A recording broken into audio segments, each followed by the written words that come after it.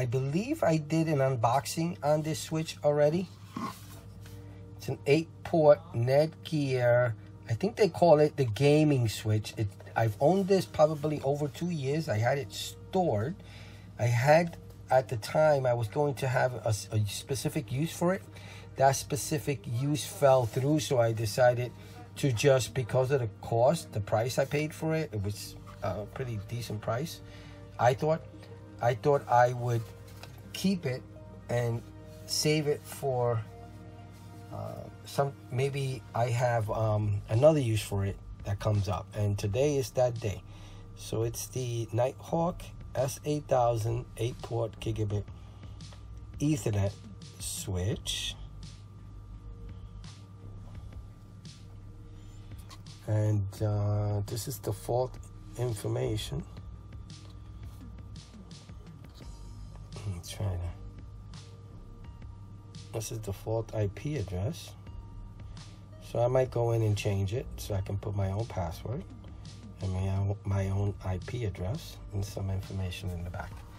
So it's a pretty hefty switch. I was in the IT field. I worked with switches and routers. I was into Cisco. But for the most part, I'm just a regular guy who buys things and tries them out. See how well they do work or do not work for me. This must be on and off. Again, it's over 2 years old, so I completely forgot all the details. I'm sure I did research on it before I purchased it. This is the power supply, and I'm hoping this works for my situation. As a matter of fact, I'm very hopeful it will work, because I can't return it, and it would have been a waste of space to have stored this for a couple of years and actually not be able to use it. Okay. I'm just curious. I want to weigh this switch. It's so heavy. It feels very heavy. Yeah, it's pretty heavy for a switch. 8-port switches are usually not that heavy. I've been trying to reduce my Ethernet ports. So I had at one time a 20-port switch. I've reduced it down to 5 cables. I've decided to run mostly everything because I have the Orbi mesh network. I see no issues whatsoever with, 50 devices on the actual Wi-Fi. So there's specific things I have, like when I upload my videos and stuff, I do have a computer directly connected through Ethernet. That's what one of the ports would be for this. And I have a back room that needs Ethernet because it's difficult to get Wi-Fi there. And then I have a 3rd or 4th for gaming, for Oculus. And for the actual PlayStation itself, the PlayStation 4, I actually physically plugged those in. So let's try it out, the switch. I'll show you the interface and see how it works. Let me just measure the actual cable itself. Don't know if I measured that in the unboxing. See how long it is.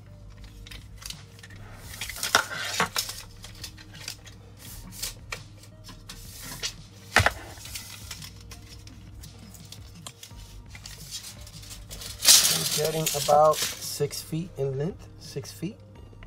I'm going to say 6 feet. Power cable length. I'm not going to be using 6 feet. I'm probably going to be using 6 inches. So let me wind this up again. So let's set it up and I'll show you the interface.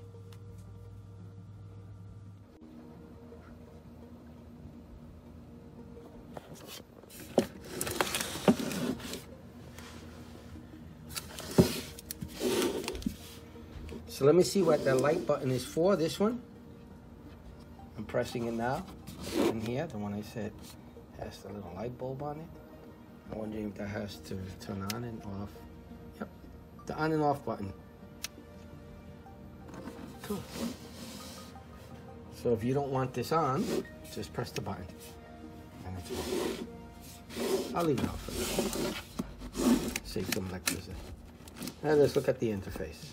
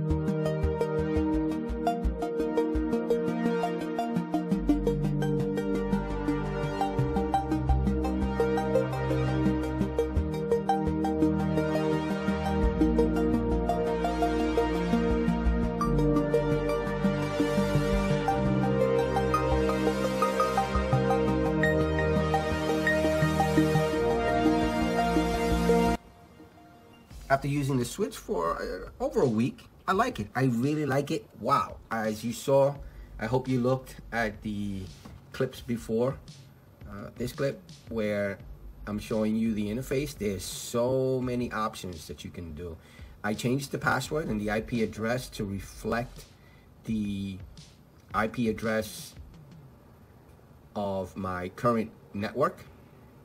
In the beginning, when I first connected to it, I disconnected it from my main network so that this didn't act like a DHCP server at all. It actually, I don't believe, I didn't see an option for DHCP server, which would have been something nice. I mean, maybe you can take that.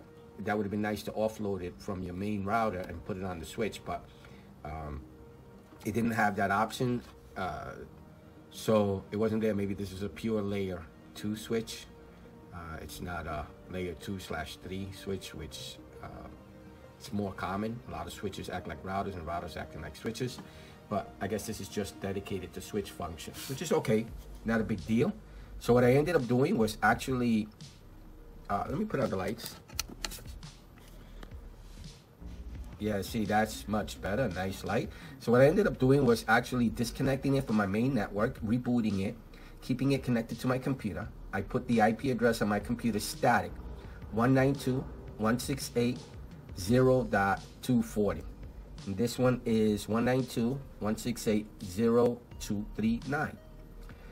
And that allowed me to log in. I just typed in, as you saw on the clip, I typed in the address on the browser, on the address where you put for going to different locations, and I typed in that IP address and it went directly to the switch. I logged in with the password login. I changed that, and what I ended up doing was going to the, I don't know if you saw it in the screen before this, they had an option to make it a DHCP acceptable IP address where the router would give this an IP address. I didn't like that because I want to know the address so that I can log into this switch. And I kept it the same, except that my LAN IP, my private IP address is 192.168.1.0. So I made this static 192.168.1.239. That way I could always look underneath and see the IP address and remember, oh, that's right, I made it 1. And then I changed the password. That's all I did. I made the uplink full duplex, and I'll be making more configuration changes as time goes on, but it's been working very well. I have no complaints about it. It's pretty cool. Like I said, I've been reducing my wires, so I went from about 30 plus devices that I had that were physically connected, even my Apple TV, and I made it all wireless. I have the Orbi mesh system, and it works so well that I just left it on Wi-Fi, and it just really, works well, the Wi-Fi. But there are things like my gaming PC, the extension from the other room. I have that connected where I upload my videos. I want a physical connection, so that'll always stay. I have 2 cables, 2 connections for that. So technically, right now, I only have what is it connected here? 5 different connections. So this is the uplink, and these 2, I believe, go to the back room, and this one's to my gaming PC where I play Oculus and stuff like that, and this one's going actually to another room, so that's actually acting as an uplink also. But this uplink here, I made it you know what, I should actually go in and I wonder if I can do 2 uplinks, not sure. But anyway, you saw the configuration page, pretty cool switch.